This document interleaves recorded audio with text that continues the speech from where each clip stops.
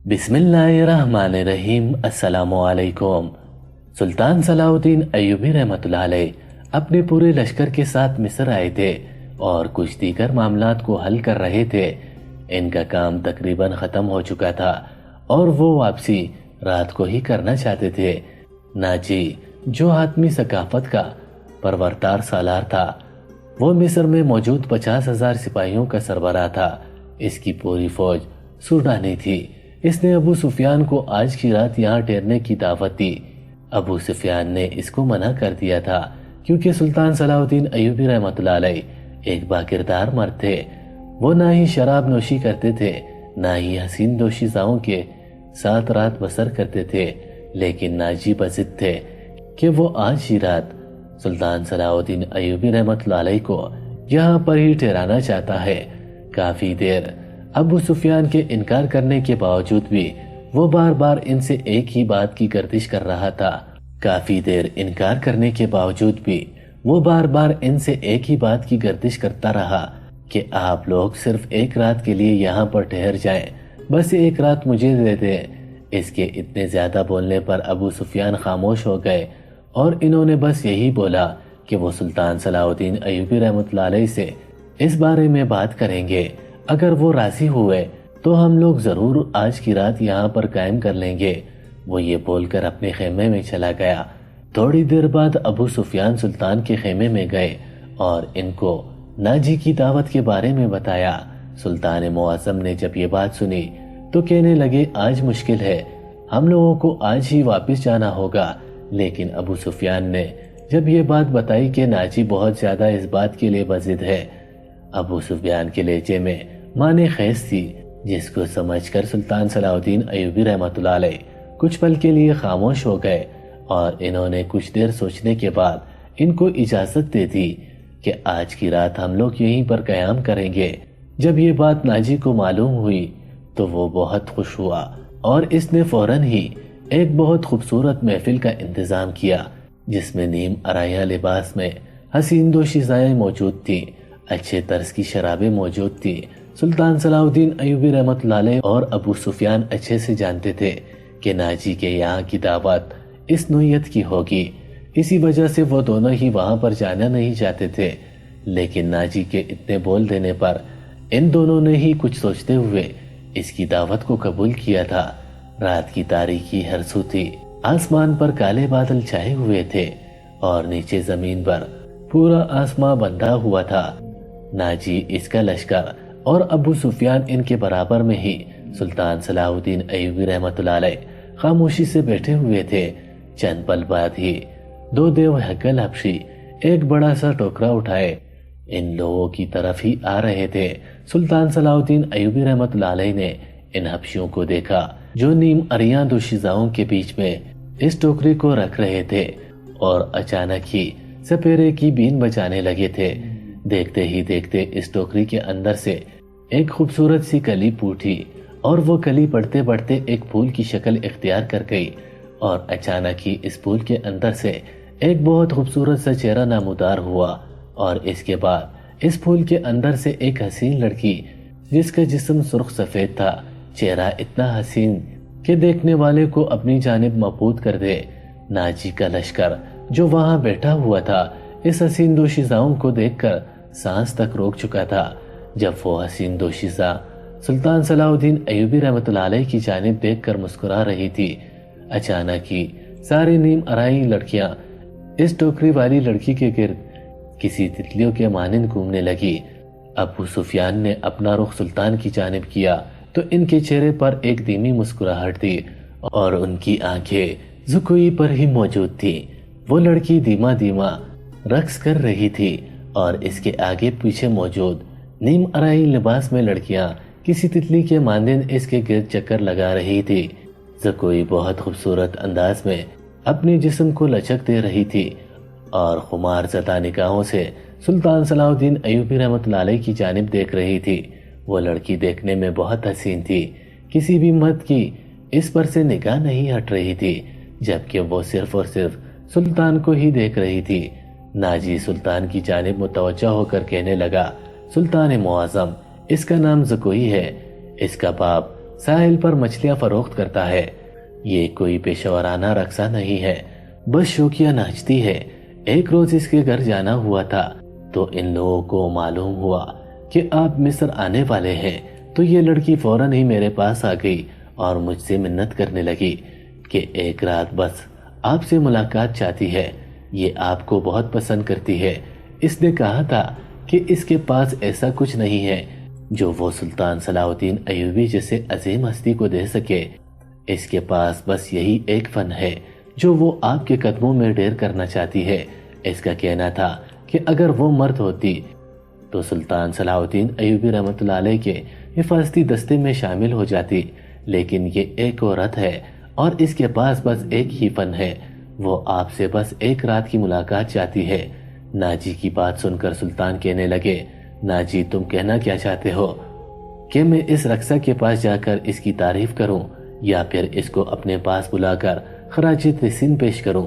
یہاں موجود تمام مردوں کی جنسی جذبات اپنے فن سے جگا دیے ہیں اور لوگوں کو دعوت گناہ دے رہی ہو۔ اس بات کی تعریف کروں اور اس کو اپنے ساتھ ایک رات گزارنے کی اجازت دے دوں؟ وہ غصے سے گرجتے ہوئے کہنے لگے۔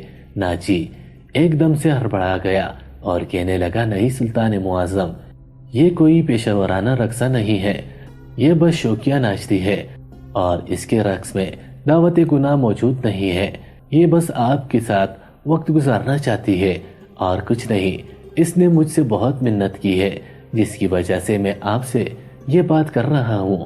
میں اچھے سے جانتا ہوں کہ آپ کو یہ سب کچھ پسند نہیں ہے۔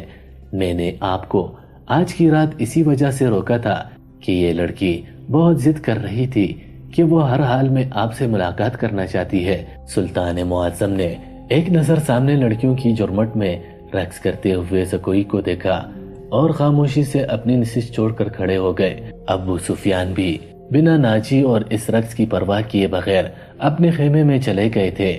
ناجی پرسوچ نگاہوں سے سلطان صلاح الدین ایوبی رحمۃ اللہ علیہ کے خیمے کو دیکھ رہا تھا۔ تھوڑی دیر تک وہ وہیں بیٹھ کر ان کے اس راستے کو ہی دیکھتا رہا، پھر ہمت کر کے کھڑا ہوا اور ایک بار پھر ان کے خیمے میں حاضر ہو کر یہی فریاد کرنے لگا کہ حضور زکوئی آپ سے ملنے کے لیے بہت منتیں کر رہی ہے، ایک بار بس اس سے ملاقات کر لیں۔ وہ آپ سے چند منٹ کی ملاقات چاہتی ہے، وہ جلد چلی جائے گی۔ جبکہ سلطان صلاح الدین ایوبی رحمۃ اللہ علیہ اب بار بار کی ضد سے جنجلا رہے تھے۔ انہوں نے ناجی کی جانب دیکھا اور کہنے لگے، جاؤ اور زکوئی کو ہمارے خیمے میں بھیج دو۔ یہ بات سننی تھی کہ ناجی کی پریشان چہرے پر یکدم سے بہار آ گئی اور وہ فوراً ہی خیمے سے نکل گیا۔ باہر ہی سلطان صلاح الدین ایوبی رحمۃ اللہ علیہ کے سپاہی ان کی حفاظت کے لیے کھڑے ہوئے تھے۔ تھوڑی دیر بعد ہی ان لوگوں کو دور سے ایک نیم آرائی لباس میں ایک حسینہ چلتی ہوئی نظر آئی۔ وہ سلطان ہی کے خیمے کے پاس آ رہی تھی، جبکہ وہاں موجود تمام سپاہی فوراً ہی خیمے کے گرد ہو گئے تھے۔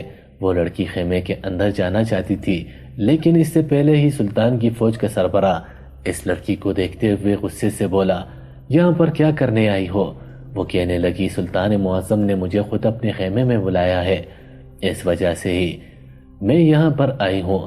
یہ بات سن کر اس سپاہی کے ماتھے پر بال پڑ گئے اور وہ غصے سے پھنکارتے ہوئے کہنے لگا، اے لڑکی، کیا تم جانتی نہیں ہو سلطان معظم ان سب چیزوں کے عادی نہیں ہے؟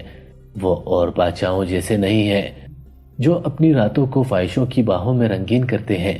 یہ سلطان صلاح الدین ایوبی رحمۃ اللہ علیہ ہے، نہ یہ شراب پیتے ہیں اور نہ ہی یہ گناہ کرتے ہیں، وہ ایک با کردار مرد ہے۔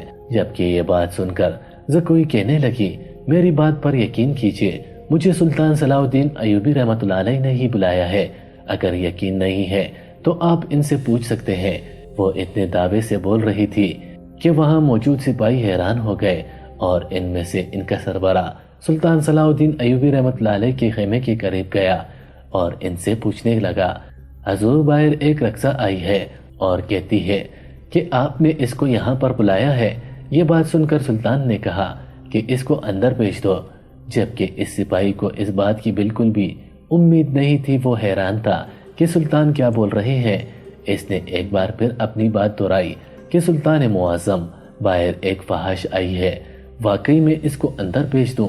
جبکہ سلطان نے تحمل سے ہاں میں جواب دیا، جبکہ اس نے زکوئی کو پریشان ہوتے ہوئے خیمے کے اندر بھیج دیا تھا اور وہ ایک ادا سے چلتے ہوئے سلطان کے خیمے میں جا چکی تھی اور باہر موجود تمام سپاہی ایک دوسرے کو حیران نگاہوں سے دیکھ رہے تھے کہ وہ لوگ یہ کیا دیکھ چکے ہیں، کیونکہ صلاح الدین ایوبی رحمۃ اللہ علیہ ایک با کردار مرد تھے۔ ان کی فوج کو اس چیز کی اجازت نہیں تھی کہ وہ حسین دوشیزاؤں کے ساتھ وقت گزارے اور شراب کے قطرے اپنے حلق میں اتارے، لیکن آج کا یہ منظر دیکھ کر سب لوگ ہی تیش میں آ گئے تھے۔ باہر موجود تمام سپاہی چیمہ گومیاں کرنا شروع کر چکے تھے اور ان کا سربراہ غصے کے عالم میں اپنے ساتھی سے کہنے لگا، جب سلطان صلاح الدین ایوبی رحمۃ اللہ علیہ کو ان سب چیزوں کی اجازت ہے تو ہم لوگوں کو ان چیزوں کی اجازت کیوں نہیں ہے؟ یہ جھوٹ ہے، یہ بھی اور بادشاہوں جیسے ہی ہیں۔ وہ کافی غصے میں نظر آ رہا تھا۔ آج ان کا جو بت تھا ان سب کے دماغوں میں اور دل میں وہ ٹوٹ رہا تھا۔ ان لوگوں کے سامنے ان کی سچائی اس طریقے سے عیاں ہو رہی تھی کہ وہ ایک بے روپیہ ہے جو سچائی اور باکرداری کے پیچھے عیاش بادشاہ ہے، جو دنیا کے سامنے تو پرہیزگار بنتے ہیں لیکن دنیا کے پیچھے وہ اور بادشاہوں جیسے ہی ہیں۔ یہی سب سوچ کر ان سب کا خون کھول رہا تھا۔ رات اپنی رفتار کے مطابق گزرتی جا رہی تھی اور خیمے کے اندر سے دھیرے دھیرے باتوں کی آوازیں آ رہی تھی۔ ناجی اپنے خیمے سے نکلا اور سلطان صلاح الدین ایوبی رحمۃ اللہ علیہ کے خیمے کو دیکھنے لگا۔ ان کے خیمے کے پردے گرے ہوئے تھے۔ ان کے محافظ ان کی حفاظت کے لیے ان کے خیمے کے گرد چکر لگا رہے تھے۔ یہ سب دیکھ کر ناجی اپنے خیمے میں آ گیا اور اپنے سب سے قریبی ساتھی ادریش سے کہنے لگا، لگتا ہے میری زکوئی نے سلطان صلاح الدین ایوبی رحمۃ اللہ علیہ کا وہ بت گرا دیا ہے جو وہ اپنے اندر بنائے بیٹھے ہیں۔ بس اب سلطان کے حلق سے شراب اتارنی رہ گئی ہے جو میرا منصوبہ تھا۔ ادریش آج وہ مکمل ہوا۔ اس کے چہرے پر خوشی ہی خوشی تھی، جبکہ یہ بات سن کر ادریش بے ساختہ مسکرایا اور کہنے لگا، کوئی چیز ہی ایسی ہے، کوئی بھی مرد اس کو دیکھے تو بنا بیکے رہ نہیں سکتا، اور تم نے جس طریقے سے اس کو تیار کیا ہے سلطان صلاح الدین ایوبی رحمۃ اللہ علیہ کو دیر ہونے ہی تھا۔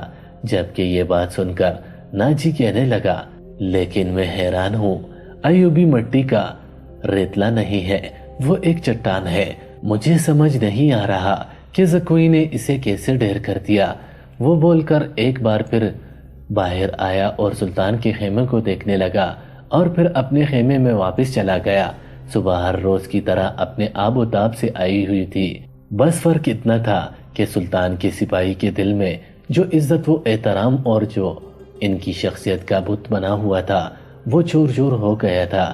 صبح ہوتے ہی زکوئی ان کے خیمے سے نکل کر سیدھا ناجی کے خیمے میں آئی۔ جب وہ خیمے میں داخل ہوئی تھی تو ناجی پریشانی کے ساتھ ٹہل رہا تھا۔ اس کی پریشانی اس کے چہرے سے عیاں تھی۔ زکوئی خیمے میں داخل ہوتے ہی بولی، ناجی مجھے میرا وہ سونا دے دو جس کا تم نے مجھ سے وعدہ لیا تھا، کیونکہ اب اپنے گھر واپس جانا چاہتی ہوں۔ ناجی نے جب یہ بات سنی تو وہ کہنے لگا، ہاں وہ میں دے دوں گا، پہلے مجھے یہ بتاؤ کہ رات کو کیا ہوا۔ وہ آرام سے کہنے لگی، جو کرنے کے لیے تم نے مجھ سے کہا تھا وہ کر دیا ہے۔ تم لوگ تو کہتے تھے کہ سلطان صلاح الدین ایوبی رحمۃ اللہ علیہ چٹان ہے، لیکن وہ تو ایک مٹی کا ریتلا بھی نہیں تھا۔ جیسے جیسے وقت بیت رہا تھا وہ تو کسی مٹی کی دھول کی طرح مجھ پر آڑے جا رہا تھا۔ جبکہ یہ بات سنتے ہی ناجی بے ساختہ خوش ہوا اور زکوئی کو اپنے اندر بینچ لیا اور اسی وقت اس کو ڈیرو ڈیر انعام سے نوازا۔ وہ کچھ اور کہتی لیکن ناجی اتنا خوش تھا کہ اس نے کچھ بھی سننا گوارا نہیں کیا اور فوراً ہی باہر آ گیا۔ جبکہ سلطان صلاح الدین ایوبی رحمۃ اللہ علیہ اپنے لشکر کو حکم دے چکے تھے کہ اب انہیں واپس اپنے محل جانا ہے۔ وہ اپنے گھوڑے پر بیٹھے اور اپنے محل کی طرف روانہ ہونے لگے۔ وہاں موجود سوڈانی فوج ان کے نام کے نعرے لگا رہی تھی اور انہوں نے نہ ہی ہاتھ اٹھا کر لہرانے کا تکلف کیا تھا، نہ ہی ان لوگوں کی جانب دیکھنا گوارا کیا تھا۔ انہوں نے بس ناجی سے ہاتھ ملایا تھا اور اپنے پورے لشکر سمیت وہاں سے چلے گئے تھے۔ جبکہ ناجی، اتریش اور وہاں کے پوری فوج ان کو آخری حصے تک چھوڑنے کے لیے آئی تھی۔ محل آتے ہی سلطان صلاح الدین ایوبی رحمۃ اللہ علیہ ابو سفیان اور اپنے خاص نائب کو لے کر ایک کمرے میں چلے گئے اور دروازہ اندر سے بند کر دیا۔ دن اپنی رفتار کے مطابق گزرتا گیا، لیکن پانی کا ایک قطرہ اور کھانے کا ایک دانہ بھی کمرے کے اندر نہیں گیا۔ یہاں تک کہ رات کا آدھا پہر ہو چکا تھا، لیکن کمرے کا دروازہ ابھی تک بند تھا۔ باہر موجود سپاہی بھی اسی کشمکش میں مبتلا تھے کہ ایسی کون سی بات کمرے کے اندر ہو رہی ہے جو اتنی لمبی ہو چکی ہے کہ سلطان صلاح الدین ایوبی رحمۃ اللہ علیہ اور ابو سفیان اور وہ نائب ابھی تک باہر نہیں آئے۔ رات کے آدھی پہر کمرے کا دروازہ کھلا اور تینوں ہی اپنے گھروں کو چلے گئے۔ اگلے روز سلطان صلاح الدین ایوبی رحمۃ اللہ علیہ دوپہر کا کھانا کھا رہے تھے کہ ان کو اطلاع ملی کہ ناجی ان سے ملنے کے لیے آیا ہے۔ انہوں نے تھوڑی دیر اسے ٹھہرنے کا کہا اور کھانا تنول کر کے وہ ملاقاتی کمرے میں آ گئے، جہاں پر ناجی پہلے ہی پریشان حال بیٹھا ہوا تھا۔ اس کے چہرے سے ہی اس کی پریشانی جھلک رہی تھی۔ سلطان صلاح الدین ایوبی رحمۃ اللہ علیہ اپنی نشست پر بیٹھ گئے اور ناجی سے پوچھنے لگے، کیا ہوا ہے ناجی؟ تم یہاں پر کیا لینے کے لیے آئے ہو؟ وہ کہنے لگا، سلطان معظم، میرے ساتھ آپ ایسا کیسے کر سکتے ہیں؟ اس کی آواز میں دکھ کا عناصر موجود تھا، لیکن سلطان نے لاپرواہ بنتے ہوئے پوچھا، کیا ہوا ہے ناجی؟ ہم تمہاری بات سمجھ نہیں پا رہے۔ وہ کہنے لگا، سلطان معظم، آپ نے مجھے سپہ سالار سے ہٹا کر ایک عام سپاہی بنا دیا ہے اور سوڈانی فوج کے 50,000 نفری اس فوج میں مدغم کر دی ہے جو ابھی مصر میں حال ہی میں تیار ہوئی ہے۔ آپ ایسے کیسے میرے ساتھ کر سکتے ہیں؟ وہ تحمل سے کہنے لگے، ہاں ناجی، میں نے ساری رات اور کل کا سارا دن صرف کر کے بڑی گہری سوچ بچار کے بعد یہ فیصلہ لیا تھا۔ جبکہ یہ بات سن کر ناجی کہنے لگا، عالی مقام، مجھے کس جرم کی سزا دی جا رہی ہے؟ مجھ سے ایسی کیا خطا سرزش ہو گئی ہے جس کی بنا پر آپ مجھ کو اتنی بڑی سزا سے نواز رہے ہیں؟ وہ کہنے لگے، ناجی، اگر تمہیں یہ قبول نہیں تو تم فوج کو چھوڑ سکتے ہو، تمہارے ساتھ کوئی زبردستی نہیں کرے گا، لیکن میرے حکم کی تعمیل ہر حال میں کی جائے، کیونکہ سوڈانی فوج بالکل خراب ہو چکی ہے۔ ہماری فوج کو شراب اور شباب استعمال کرنے کی اجازت نہیں ہے، اسی لیے اس فوج کو تربیت کی ضرورت ہے، جو اب ہم کریں گے۔ جبکہ یہ بات سن کر ناجی پیر پٹاخ کر واپس مصر جا چکا تھا۔ اس کے غصے سے برا حال تھا۔ اتریش بھی وہاں موجود تھا اور زکوئی بھی اس کو ہر حال میں ٹھنڈا کرنا چاہتی تھی، لیکن اس کا حال بہت برا تھا۔ وہ سب کو ہی برا بلا بولے جا رہا تھا، جبکہ زکوئی پرسوچ نگاہوں سے اس کے تپتے ہوئے چہرے کو دیکھ رہی تھی اور تھوڑی دیر اس کو ٹھنڈا کرنے کے لیے وہیں پر رکی رہی، لیکن جب وہ کسی کے قابو میں نہیں آیا تو وہ اپنے خیمے میں آ گئی۔ وہاں موجود اور لونڈیاں زکوئی سے جلتی تھی، کیونکہ اس نے ایک رات کے اندر ہی سلطان صلاح الدین ایوبی اور ناجی کو اپنے قابو میں کر لیا تھا۔